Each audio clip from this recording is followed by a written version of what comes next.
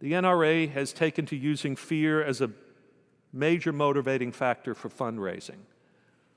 They tell people the right to own guns is endangered, even the right to own weapons designed specifically to kill as many people as possible in the shortest possible time is said to be God-ordained. They oppose any attempts at real reform, worrying that any restriction will end up with a complete loss of the rights of honorable gun owners for things like hunting and recreational shooting. And so we end up with despair in a culture of guns and violence that takes human lives in one headline after another, one episode after another, time after time after time, and we feel like we are powerless to do anything about it, and all we have to offer are thoughts and prayers. Last Sunday, a young man walked into a Waffle House in Nashville, Tennessee, and killed 4 people with a semi-automatic weapon. That he was mentally disturbed seems beside the point.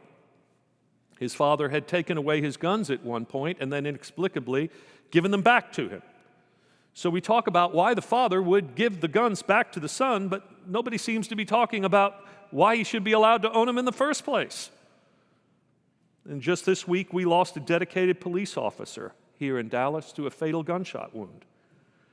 And we will mourn the loss of his life, call him a hero, and praise those who wear the uniform to protect us, but we will do nothing to prevent it happening again and again and again, because we would rather protect gun rights than loving our neighbors enough to find a different way together that is free of fear that we somehow think can only be countered by more violence.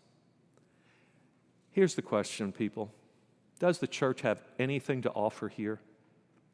In this midst of madness, it's not about us knowing the right policies to recommend. It's not about us becoming our lobbying group. The church exists to bear witness instead to a better way of life, a way that drives out fear rather than provoking it.